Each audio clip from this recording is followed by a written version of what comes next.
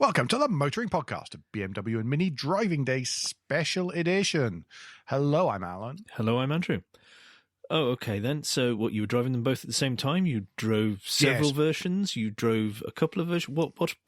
Do explain, Alan, please. Almost all of the above. So it was a driving day event, as is the way right at the minute. Yes, it was a chance to go along and drive some of BMW's latest models. It was the first chance that some of them were available to the press in the UK. Mm-hmm. And there were some old favourites there that some of us might have missed. So it was a good chance to catch up and to check out some of the new range, basically. And that's what we're going to do today. Excellent. 5 to get through. It was just south of Oxford. So, yes, I made the sacrifice of driving around Oxford just for you and for your oral pleasure. A town I absolutely detest visiting because, gosh, they really hate the car there. Alan, your sacrifices will go unrewarded. Do not worry. Yes, I'm completely aware that that's the case. It was South Oxfordshire, so thankfully once I'd fought my way round Oxford on the way and round Oxford on the way back again, then in between times, all the driving routes took us away from Oxford. So let's stop wasting time and GTF on with it, shall we? Mm-hmm. Okie doke. So I'm going to go through stuff in the order that I drove them on the day. Oh, do you just want to clarify, because you're saying 5 in a day, so that means you didn't have monstrously long with each of the cars? No, I had as long as I wanted. Okay. Within reason, as in don't take the car away and keep it away all day, please. But when whatever you're telling us, these are your initial impressions, because it's not like you've had the car like we normally try and do for a week or a good significant number of days, so then you can get under the skin. No, exactly. And I did a couple of different routes around Oxfordshire. There were some sort of BMW recommended routes, and I stuck to those for the 90%, 90+% time. And they were on roads that I was aware of. There were some times where it was like, oh, I've been here before. And then it took me down the road and it was like, oh, I've been here before as well, but I've never been that way between the two of them. So it was a little bit of a cognitive dissonance. I think there was one particular roundabout down just off the A43 that I approached from about 5 different angles, some of which I had approached it from before. So they weren't completely unknown roads, but they're not roads that I've driven at all in the last 2 years. Okay. So yeah, not roads I know, not different from driving locally or driving places where I do know the roads pretty well. Okay. I think that's all the caveats we needed to put in place. I think so too, yes. Yeah. Okay. What was the first car you started out the day with? The first car of the day was the brand new BMW M3 Competition xDrive. So starting low then in the range. Starting low, yeah. So this is the new 4-wheel drive version of the BMW M3. Obviously, the M3 for this G80 generation has been out for a little while, a few months, but those have all been 2-wheel drive. Okay. Obviously, just in time for winter, yes. Introducing the xDrive, which is expected to account for the majority of the sales of M3 and M4 models in the UK. Costs only a little bit more. It adds about 50 kilos to be 4-wheel drive, but of course it's completely adaptable whether you want it split or to the rear or whatever. Okay. 50 kilos sounds like lots, but in actual fact, in the grand scheme of things, as a percentage of the weight, it's really not that high. Considering the presuming the power output that the engine has, 50 kilos probably doesn't make that much difference. Well, no, of course, this is a BMW 3 Series that puts out 510 horsepower and 650 newton meters of torque, leading to a 0 to 62 time of about 3.5 seconds. So it's not really lacking in power. Yes. Not much. On the road, if you go out and you wish to order one of these from your local BMW dealer, it will cost you £74,200. Okay. Which, given what it is, and for that you get a decent spec, you get everything you would expect, really. Obviously, there's lucky differentials, adaptive suspension, tinty windows, all sorts of nice things, carbon fiber interior trim, aircon, the lot, the full Harman Kardon surround sound audio system. It's great. So this one had, in addition to that, another £20,000 worth of options. So it had. So this one was fitted. I'm just going to keep on going. This one was fitted with both the M Pro pack which gives you the carbon ceramic brakes with gold calipers, and the M Drivers pack. The M Drivers pack, by the way, being a training day at it's two things. It unlocks the top speed, so it removes the 155 mile an hour limiter. I did not trouble the 155 mile an hour limiter. And also there is a driving and training day in that as well. That costs you, the brakes, the driver's day, the unlocking thing, that costs you £7,995. It also had the Ultimate Pack, which included such joys as a heated steering wheel and electric boot lid, comfort access, M Carbon bucket seats. You want the seats. The seats are amazing, okay? Right. Helped by the fact that this car was grey on the outside. Was it, I've forgotten the name of the car. Yeah, Skyscraper grey, which is a kind of dark, very deep metallic grey. And it had the Kyalami orange and black bicolor full merino leather interior with fabric inserts in the seats. And the seats with the carbon fiber back and the sort of, they were fantastic. They were minimum viable race seat in that there were great big holes in the back of them. Okay. I don't just mean up at the top for harnesses. I mean further down as well. So they supported you exactly where they needed to support you, but they let your back breathe and whatever else in between times. I guess it's because if you're driving this thing flat out, you're probably going to get a little bit sweaty. Yeah, they are amazing. It also had driving assistant professional, laser lights, parking assistant, drive recorder, M Carbon steering. It had the track tyre upgrade. That's just what you need at the end of November in the UK, which was another 850 quid. What else? Oh, that was it. That believe it or not, sorry, that Ultimate Pack costed £11,250, by the way. So that's taking us up to our 20 grand's worth of options by ticking a mere 3 ticky boxes in the order sheet. And obviously, because of the way these things are done, you couldn't just spec the bits that out of all that you went, oh yeah, actually that's a must. Some of them you can, to be perfectly honest. Okay, you can, yeah. Not all of them, but some of them. So, for example, you can have the M Drivers pack on its own, the training and the release. But I think to have the carbon ceramics, you have to have that as well. So it's a sort of one-way thing. All right. The interior, obviously, dashboard and everything, very much BMW 3 Series. Very much, and this is going to be a theme for all of these, and it's possibly because I'm kind of my father is a big BMW fan, as many over the years, so I kind of know how a BMW works. Everything was pretty intuitive to me. It was kind of where I expected it. The M3, and I assume the M4 as well, brings you many buttons to choose what drive mode you want, how you want the dual clutch gears to work, all these kind of things down in the middle. More than I'm going to go into because this isn't a full review.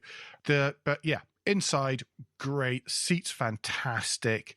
It was a curious thing about the seats, and that's that these carbon buckets, they have this little carbon fiber bit between your legs. It's a bit odd. So you've got them and they're comfortable, but they've got this little hard carbon fiber bit sort of between your knees and your thighs. I can only imagine that they're to support the massive body parts of anyone who's going to drive this at more than 6/10 on the road. Okay. Really, really quite nuts, to coin a phrase. Driving it, of course, it's an M BMW, and I vaguely pretend to be a motoring journalist type. So obviously all the superlatives that you hear everyone talk about with motoring journalists and fast BMWs, but without, I'm obviously not a driving god, and I'm not a tread shuffle king in any of these things. What I felt most of all was that it was firm, and I say I do mean firm. I don't mean hard.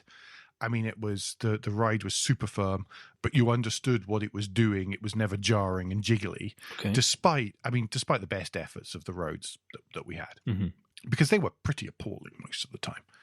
And that's even in road. I left it in road mode. Obviously, I didn't press any of the other buttons because you don't want to be that guy. No. Okay. No, not in an unfamiliar car on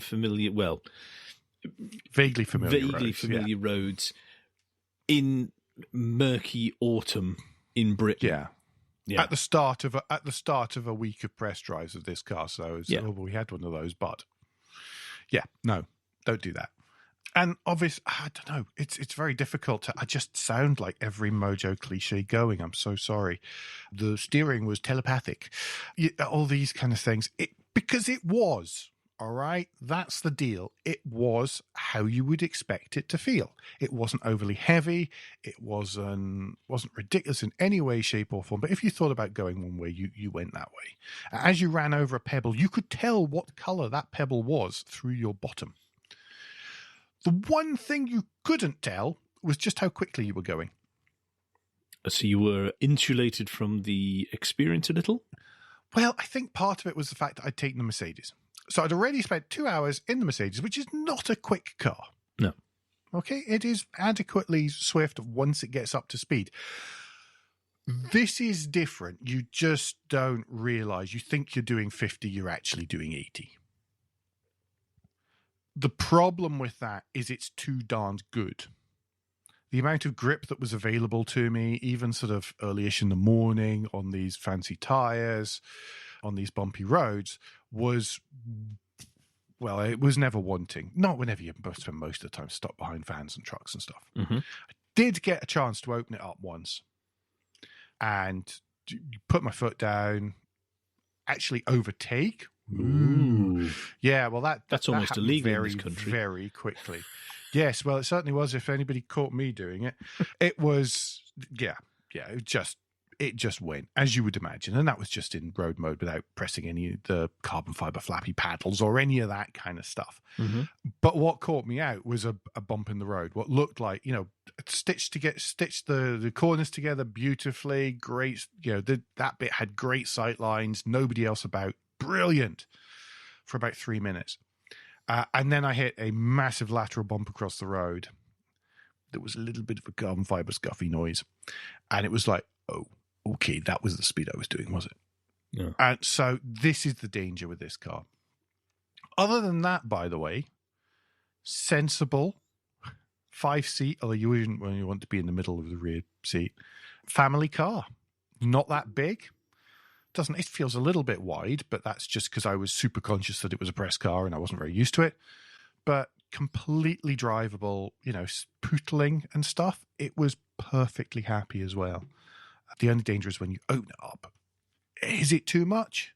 I don't know. I'll let you decide, but if I had the money, I would probably be speccing up an M340i xDrive instead. I think that 440 xDrive that I had earlier in the year was much more realistic for regular road use. Unless you're track digging or whatever else, then I don't really get it.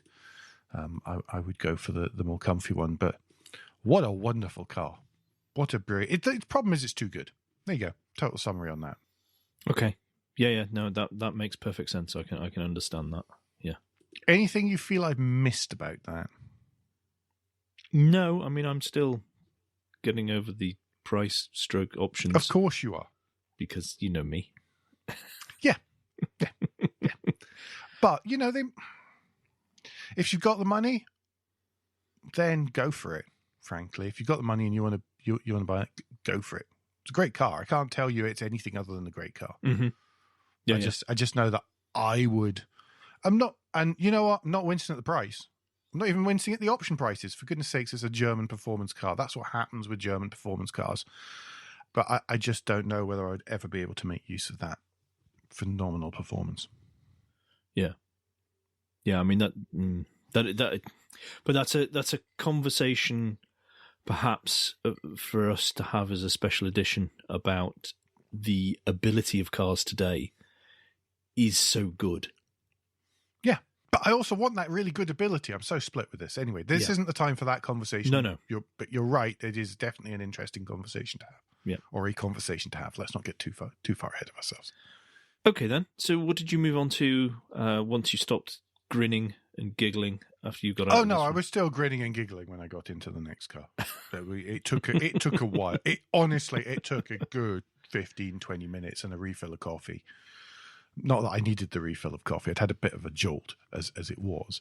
So I hopped across to something that was guaranteed to sort of smooth it down, bring it all down a little bit, shall we?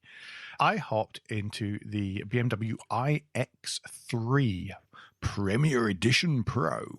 Okay. Which is Premier Edition is what they used to call SE spec Right. in BMW terms. So it's the non-sporty one. So you can also get a sporty version of this. And it's the iX3. That's the electric version of the X3 midsize SUV. Yep. X3 being about the same size as the original X5 nowadays. Obviously, it's electric, puts out 210 horsepower, 400 Newton meters of torque, and 0 to 62 in 6.8 seconds if you really want to try and do that kind of thing in this. 285-mile range on the WLTPs, by the way. So, chunky range available here. Mm-hmm. I don't know how to explain the exterior other than it's an X3 with some kind of ugly plastic bits. I really don't think it helped that the ones available were white. They did look like they were missing some Battenberg down the side and a light bar on the roof, and that was it. It sadly it made it look cheap because it's white with black wheels and a black grille, and it's sort of gloss black as well. So it's a little bit, hey, look, I painted wheels on driveway myself, type of thing going on. And Not I that feel you have like any experience of that locally. Yes. It does have a whiff of that, unfortunately. However, the price doesn't. So one of these, spec I've just said, which comes with all the stuff, according to the spec sheet here. There are no prices against anything which is listed under options, so I imagine that's just to bring it to UK spec, is £60,945, which is... But, right, he's just raised his eyebrows, everyone. But the thing about that, though, is nobody is ever going to buy this outright. Ever. No, yeah, I get that. This is on the PCP. I was also trying to think, what's the competition? Well, that's a tricky one, really. Well, because the competition is the competition is Tesla. That's it. Or the GLC, the EQC. EQC. Thank you. Yes, I need a Mercedes model code decoder because I've completely lost track these days. It is an EQC or does an EQE exist? I think it does. The next size up. Because this is actually a really nice place to sit. Actually, I'd say, mentioning the EQs, I'd say that the it's the EQC is the equivalent. I would say the EQC is actually a nicer place to sit, having driven one at the SMMT day. But this is a car that I found it fantastic relaxing. Now, I meant fantastic relaxing, not just because I'd hopped out of the M3 competition, but it was... and it could handle a lateral bump. Yeah. At whatever speed you approached it at. Possibly, but I don't think I would have made the same mistake in this. Okay. Or I'm not sure it's possible to. Probably wouldn't be in the same position to make that mistake. Yes. So anyway, this was one of the things I liked most about this. Obviously, it's like a jacked up 3 Series. So there was a lot of commonality actually in the cabin, in the standard parts of the cabin, but very comfortable place to be. It was white on the outside, black on the inside, but this one had the full length glass roof stroke sunroof. So it was actually quite bright, despite it being a pretty dull day. This had the whole assisted driving setup on it. Okay. Being an EV, being early in the day, so it still had plenty of charge, well over 200 miles actually at that point. Then I just kept doing what I did earlier in the year, that M440, which is so good at recognizing when there's a vehicle in front of you, when speed limits change or are about to change, that just going along and just keeping on hitting that set button on the adaptive cruise control, because every time it sees a speed limit, it prompts you to press the set button, and then as soon as you hit that speed limit sign, you will be at the correct speed for that speed limit. Okay. It just takes, especially somewhere like Oxfordshire, where it's a 30-mile-an-hour zone, it's a 40, it's a 50, it's national speed limit, it's a 30, it's a 50. Just every time it would just give you the little thing, and you just press the button, and that was it, and that was you. Also, steering assist and stuff. lane keeping assist and things just worked really quite nicely, even when the roads were starting to get a little bit broken up. But, it gave a nice, I think once it gave me a chime that I should take over, but generally it was pretty good. Oh, I'll tell you something about that, actually. If it decides that you haven't been wiggling your hands about enough, which seems to happen with these systems with me, it actually doesn't just give a little light on the dashboard and a sort of obvious warning. It actually has lights on the steering wheel, which flash as well. Oh. And reviewing the pictures of the M3, it has the little lights on the steering wheel as well. So they're on each spoke just above the buttons. You don't notice them until you get this orange flash. It actually worked really well as a warning. It was so obvious what it was warning you about. You didn't have to go, what was that? Or anything like that. And so it was easy. And it was just because I wasn't wiggling my hands. It wasn't that my hands weren't on the steering wheel. They just weren't, I don't know, being active enough for it, I think. Okay. It's generally, if I was, doing minimal amount of moving stuff and just cutting corners, it decided that I was going too close to the white line, which is probably fair enough. Okay. But everything about that, it's a mid-size, it's an SUV that's electric. It's never going to be the most interesting vehicle in the world, but it was very good at being a very relaxing place to be. It looks, with the design that with this particular model, I know they've got a whole dedicated EV range coming out and everything. Yeah. But with this one, they have gone down we don't need to make this electric model look like the future. We can put a few touches on it, which is the blanked off grille and stuff like that. We've just put a few touches on it, which mark it out different from and some blue bits, yeah. ICE version. Yes, for the pure ICE, or even I think there's even a plug-in hybrid now. Mm-hmm. I think you can get petrol, diesel, plug-in hybrid, and full electric. Okay. I believe I'm right. And even the diesel's going to be mild hybrid. Right. And as are the petrols. Yeah, it's interesting. It's for people who you want the EV, but you don't want, as you say, it shouting the future, because there's going to be a new iX as well, which does have the full-on rabid beaver front to talk about, to show that you've got an SUV and you want the future. Quick question, and I guess you probably don't know the answer to this because you didn't have the car for very long, but at the top of the display for the driver, yeah, is that a driver monitoring system or something? Yes, and it's in all of them. It's in pretty much all of them. So it was in the M440 earlier in the summer. It was in the M3, iX3, the 420D Grand Coupe we're going to talk about shortly, and also I think it was in the 128 Ti. There's a good summary of what's coming up, everyone, and it seems to be infrared, so you can see little red dots in it looking through your phone camera. Okay. So I think it's infrared. I think it's making sure you're there more than anything else. Okay. But whatever it is, it seems to, it's just there, and it seems to, don't know what it does really. Right. Okay. I think it's some form of driver monitoring, but I think it's more presence rather than anything else. Okay. So I don't believe it's a camera. So overall, the summary of this one is it's very pleasant, relaxing way to get around. Yep. Okay. Yep. If not the most interesting vehicle you could choose. Mm-hmm. What did you move on to next? I think I moved on to lunch next. Okay. But then after lunch. And how was that?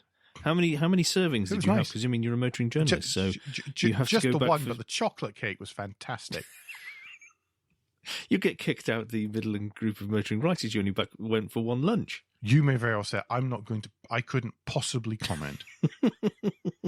Any comment I might make could be a contravention of GDPR. Okay, that's a special in joke, that one. Okay, Mr. Chicken. Right, talk us through the next car you drove. Next up was the most normal car of the day, and it was the latest and brand new 420D. Oh, gee, hang on a minute. The important bit's at the end of the name, so I've got to give you the full name first. It was the 420D xDrive M Sport Grand Coupe. That is the 5-door hatchback version of the 2-door coupe version of the 4-door saloon. I think I've got that right. Yeah. Yes, I think so. Yes. So it's the Fastback 3 Series, essentially, which has the front of the 4. So it's got the sort of tall grille, the much longer lights, or the more grille at the front and in underneath the headlamps either side of the main beaver teeth.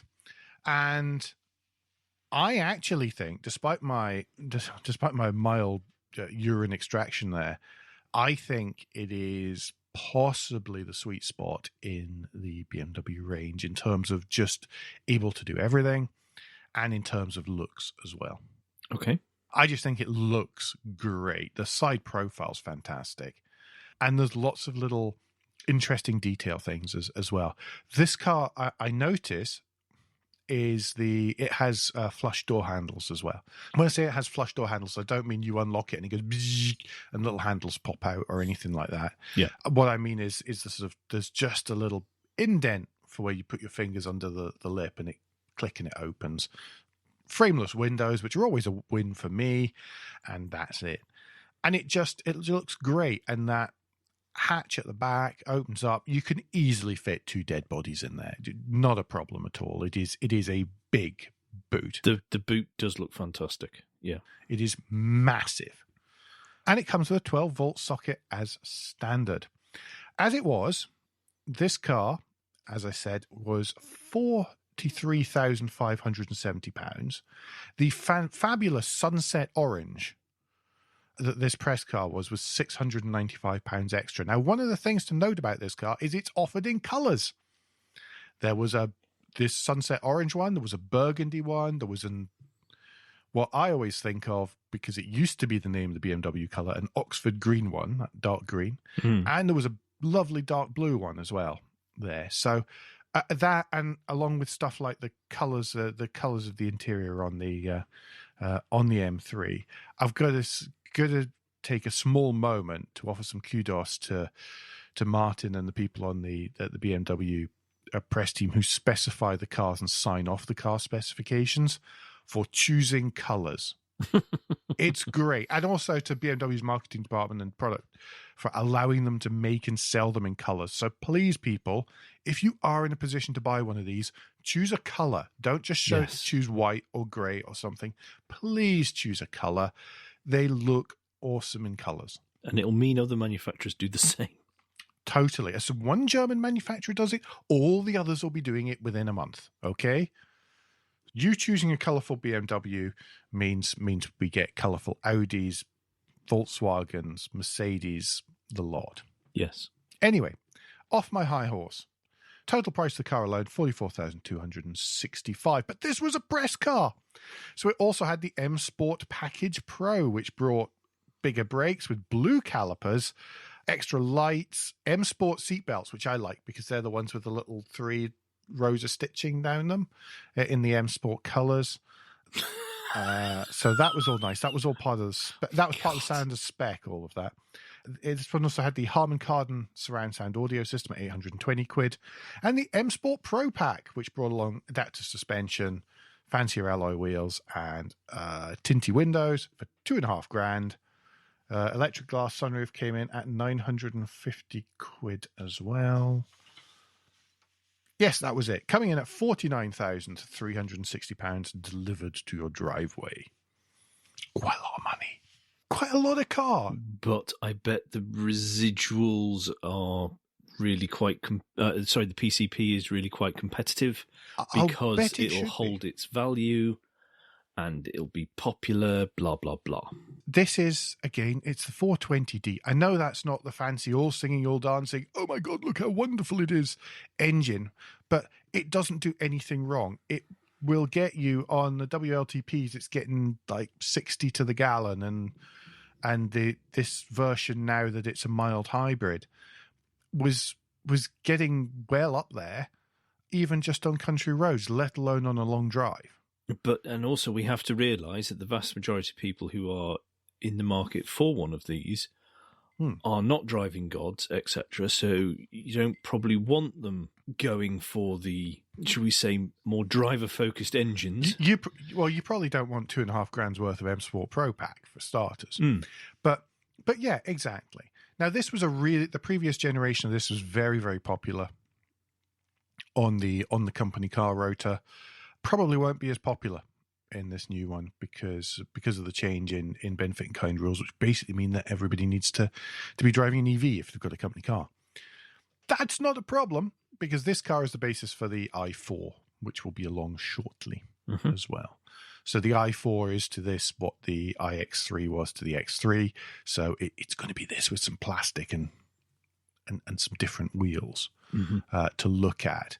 But as it was, that 4-pot 2-litre diesel engine, fantastic economy, 500-mile range on the motorway at least, and just a nice place to be. Okay. Mild hybrid, by the way, being completely seamless. I was driving the auto version because most of these you can actually only get in auto. Okay. Yeah. And let's be honest, most people are just going to buy them in auto anyway. Yeah, well, I would. Because you know what? Modern automatic boxes are actually really very good. And also see the comment that I am not a driving god. Yes. So I do like an auto. That was about it for this one, I think. Lots of cool stuff. Again, nice place to be. Similar cabin to the 3 and the iX3. Okay. So where did you wander off and get the keys for next? At this point, I decided that it was time for something completely different. So you went for the M4? No.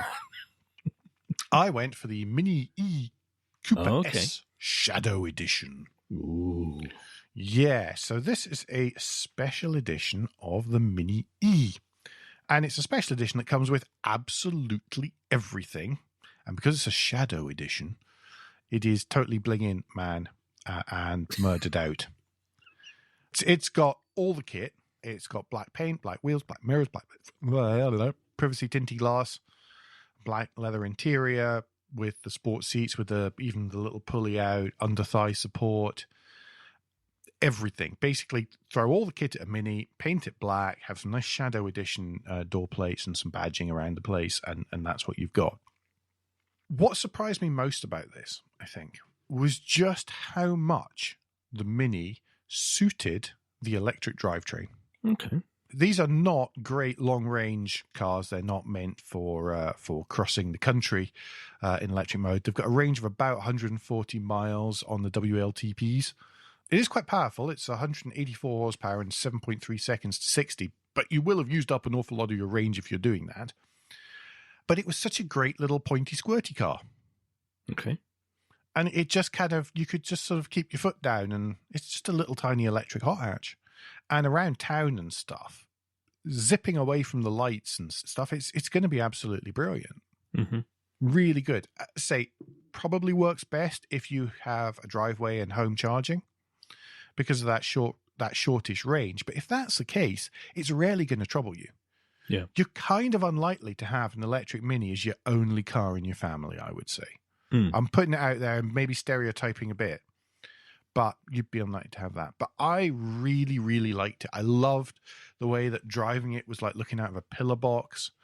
I'll tell you what I really liked, and here we go. This is the value add you don't get from the road tests. I'm going to brace myself. I loved the little binnacle behind the steering wheel. Okay. Really cute. What I liked most about it was how it was a clever little piece of industrial design, because it's all made to look like a little sort of lozenge-shaped screen. So there's like two semicircles at either end and a little rectangle in the middle, that kind of lozenge shape. And what I realized as I got to the end of my time with it is that it's actually a little rectangular screen in the middle. And the bits either side are just analog instruments with sort of illuminated LEDs behind a tinted panel to look like it's one seamless, strange-shaped panel. Okay. And it's quite obvious in the photo that's in our shared notes, but it's not so obvious until you look really closely at it. But you think, wow, that's a really smart little display there with its anti-glare covering like a mobile phone and stuff. And then you realize, oh, hang on, that's just two hemispherical bits with some normal lights behind it and then a little screen in the middle. But it looks really good. And that's the kind of stuff which made me actually really like this car, really like the current generation of Mini. I know it's not pretty, but none of the cars I've talked about in this really are. But there's lots of clever little bits of industrial design, and that's one of the things that really stood out for me in this car. Nice. Would I want to drive it across the continent? No. Would I want to zip around town locally in it? Yes. Yes, I probably would, actually. I'd even stomach looking like a bit of an estate agent, to be honest. We've gone around the country in something with I say that and I go, well, it doesn't have very long range. And then I think, but that was still longer range than the Ioniq. Yes. How spoilt we have become, Alan. I know, quite. There was one other thing, and this could be operator error in this. It seemed to have really, really strong regen, and I couldn't turn it off.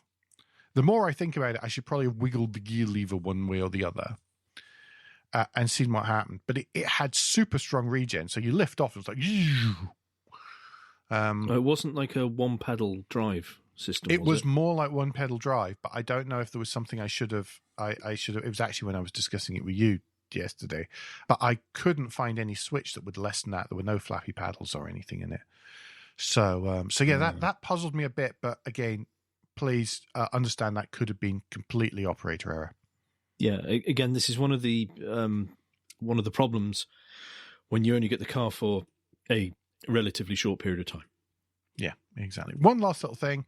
I was so surprised when I opened the boot to find that there was actually an undercroft where there were charging cables and stuff stored in it, given how many bigger cars like the 420 Grand Coupe have nothing underneath no space at all under the boot. If you look at the boot, that's your boot space. Oh, wow. So I was quite surprised to find that. Nice. Yes. Nice. It's not what most people would class as a surprise and delight feature, but it works for me. Okay. So if I can do my maths correctly, I think that's 4 out of 5 cars. Why do you always choose the easy bits of mental maths to do whenever because we're recording? I've watched you struggle with the hard bits. So. Oh yeah, that's right. Yeah, I don't feel you should do maths whilst recording unless you have to stick your tongue out the side of your mouth to concentrate on it. So you're coming up to the final car of the day that you drove. Mm-hmm. Yeah. And where have you gone? Have you gone Mini or BMW? What have you finished out? BMW. Okay, but a mini BMW. Oh, no, wait. What? Mm-hmm. Well, it is actually because it shares its platform with the Countryman, doesn't it? It's the. I'm digging myself a hole here. I finished up the day with the 128 Ti. Okay. So this is to the BMW 1 Series as the Golf GTI is to the Volkswagen Golf. In other words, there is hotter versions that you can have. Okay. But it's a sporty one. If you wanted the equivalent of a Golf R, you'd go for the M135i and pay the extra £5,000 over the top. Okay. Type of thing. So that's what it is. It's an equivalent to a Golf GTI. It's not a super nutter hatch. It is a hottish hatch. It puts out 195 horsepower, 400 Newton meters of the torques, and it reaches 62 miles an hour in 6.1 seconds. Straight up list price before options is £31,875. But if you want metallic paint, that adds £560, like the Storm Bay metallic of the one I drove. And this one also had optional coloured leather inside as opposed to the standard cloth seats. So it was magma red with grey highlight, and it was Dakota leather, which is the cheaper one, I think, of the choices that BMW offer you. And that was an extra £800 on this car, bringing it to £33,235. But it was a press car, so we don't stop there. It also had the technology pack, which had the adaptive LED headlamps, high beam assist, parking assist, head-up display, enhanced Bluetooth with wireless charging, and a Wi-Fi hotspot preparation, which brought £1,500 on top. Would I pay it? I probably would spec it, yes. Well, I was going to say most of that I would prefer to have in my car if I had the chance. Yeah, there's also steering wheel heating for £150, a luggage compartment separating net for another £150. Probably wouldn't bother with those. Sun protection glass for £300, which I would probably have. Through load system, another £150. Lumbar support for the driver and front passenger, another £150. Probably wouldn't bother with that either. BMW Live Cockpit Professional, so that replaces physical gauges with a big display, which was £1,000. and comes with lots of other bits and pieces, and I probably would. Well, no, I don't know if I would or not. I would want to, but I think I'm too tight to actually press the button on that one. Well, there isn't a button on that one you've just said. Oh, Emery of spoiler. So that was £3,400 of bonus options, bringing it to £37,540 on the road. If you are one of these super nerdy people who listens to us and is adding up what I say and it's not coming out, that's because I'm ignoring the registration fees, the number plates, and the delivery before giving you the final figure. So that's why it doesn't necessarily add up. Mental arithmetic magicians. One thing about the three, I, by the way, still don't feel that that's too awful for a hottish BMW. One thing about these, of course, nowadays, the 1 Series, it's a bit more generic hatch than it ever was in its first 2 generations. And that's because it now has its front-wheel drive transverse engine. This 128 Ti is front-wheel drive only. If you want 4-wheel drive and you want performance, then you have to head off and go and see the M13, I think it's 135i xDrive. Okay. What's nice about this, it was firm, didn't roll, didn't do anything nasty, didn't pitch, wallow, tread shuffle, etc., but it did ride really well. Good. That price also, by the way, includes the auto box. You can only get it as an auto. You can't get it as a manual. All right, interesting. Kind of curious, kind of unusual, but then I guess pretty much everyone specs a DSG Golf. So there we go. That £800 red interior, by the way, was really cool. I really liked it. It really sort of lifted it, and even when you were sitting in it, although it was mostly generic-ish BMW, it felt special because of that colour. Okay. And it had little highlights, and it was nice, and I really liked it. And it was more of a sort of orangey red. It was quite weird. It was one of those things where you went, oh, and then you went, oh, I quite like that. Well, I did anyway. It looks better in real life than it does in my photos, Andrew. Yes. Oh, skeptical-faced one. It's all right. I was presuming that. It's okay. I'm not sure I would go for that sort of exuberant colour myself. The other thing I liked about it were the stickers and red accents that you get with some of the colours. Some of the so this grey, for example, it is that same orangey magma red colour of decal and sort of highlight bit on the front, in the sort of front crease under the headlamps, as it is on the interior. So it does tie it together quite nicely. If you choose other colours, in which the magma red would probably be a bit much, then those colours are muted. Those highlight colours are muted down to being a silver, for example, if you choose dark blue. I feel that's a bit of a shame, to be honest. So for that reason, despite the fact that I have been extolling the virtues of ordering coloured cars, then I would actually have this one in the grey because I like the red and the orange bits. Okay. Silly, huh? I was really surprised by this. In a good way? Yeah. Sorry, I was really surprised by this in a good way, in a sort of practical all-rounder. And the fact that it is, just, even once you've added a little bit of spec, it is really still relatively competitively priced. Okay. Not just with the Golf, but also if you think about the Hyundai i30s, the hotter ones there, and some of those things, then it's really not that bad price-wise compared to the wider competition, not just the other German competition. There's some beard stroking. I don't know if that means you agree or you disagree with me, but for that size of car, with that kind of power output and for that kind of audience, it seems about right. And I know it's more than many people would spend. We know that. But it's there. As we keep saying, we know most people don't go and buy a car outright anyway. But I think the Hyundai, though, pushes it, I think, more than the Golf, spec and price-wise, I would suggest. Yes. Yeah. Oh, yes. But that's always going to be the case. So, yes, I do agree with that. And I did think... that was in my mind as I said it, yes. Yeah. But I can see people who look at a Golf GTI looking at this and going, oh, actually, there's not that much in it, is there? Or one of the warmer A classes as well. Mm-hmm. Mm-hmm. But it's nice. It would actually, if somebody bought that, I would nod appreciatively at that, because actually, bizarrely, it's a bit of a left field choice because it's not the crazy hot one. Yeah. and it's not the Volkswagen one. Yes. So, Amen to that. So yeah, it is a little bit different. And, it's not someone going out and going, no, I want the really fast one with BMW and buying the M135i.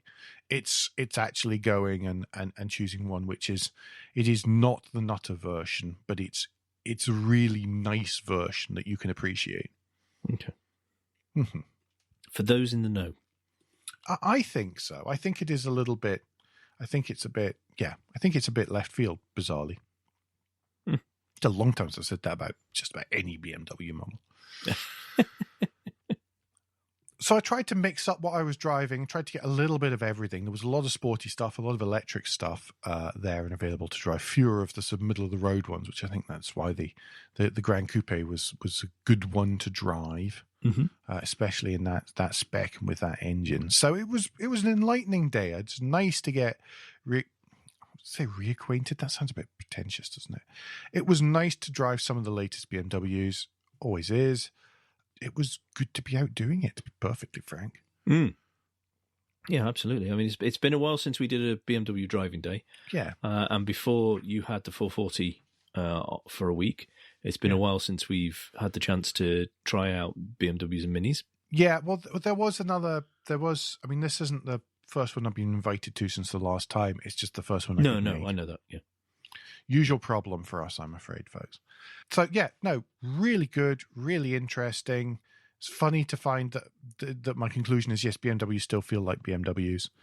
I was more surprised to find that front-wheel drive BMWs still feel like BMWs, and that Nutter all-wheel drive BMWs feel like BMWs as well. So, in summary, BMWs feel like BMWs. Yeah. And the Mini electric felt like a Mini. It felt like that was a vital thing. It felt like a Mini. It was a Mini. It was a Mini. And it was, I mean, I always feel obliged to explain that.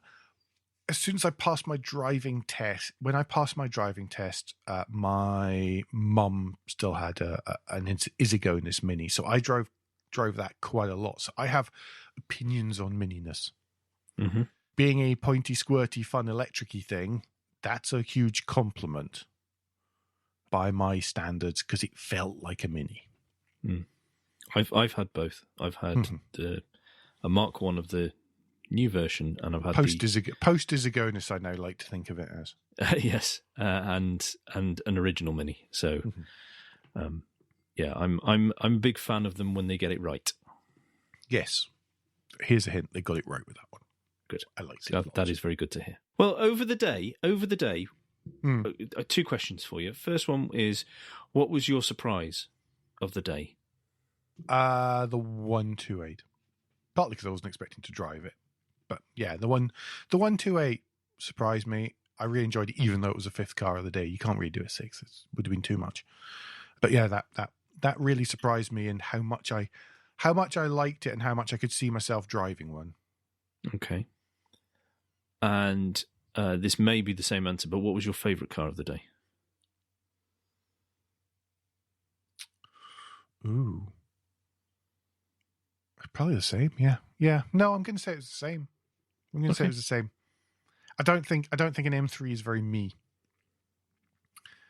Much as I love the grey and the orange and thatness and everything, I think it would be just too rip snorty for my liking. Okay. Mm-hmm. I've been caught out with cars where people have looked at them and gone, "Oh, somebody's been getting paid too much money," and sort of judged on that basis. And it has actually that kind of stung me a little bit when it comes to really showy big cars that people know what they are. Whereas the 128 Ti, it's just a 1 Series, isn't it? Mm. Yeah. Sorry, nice. That probably wasn't very helpful, was it? No, it's okay. But there were two questions I wanted to know the answer to. So cool. So yeah, if you've got any questions or comments on any of that, anything you want to ask me about them, don't forget that you can do that and give us any feedback and share your thoughts with the show at Motoring Podcast on Twitter and Instagram, on Facebook, and on the contact page of motoringpodcast.com, the hub of all our activities. Please don't forget to leave a review and rating on Apple Podcasts, Google Podcasts, or however your podcast app lets you do such a thing. In the meantime, Andrew, what's the best way to get in touch with you? Best way to get in touch with me is via Twitter. If you search for Crack Windscreen, you should find me there. And Alan, if people would like to know even more about how much a BMW was like a BMW, what's the best way for them to do that personally? Well, I'm happy to share any kind of insightful outcome and opinions like that via Twitter, where I'm at AJP Bradley. That's BRADLEY. So we'll be back before very long. But until then, I've been Alan Bradley. I've been Andrew Clues. And safe motoring.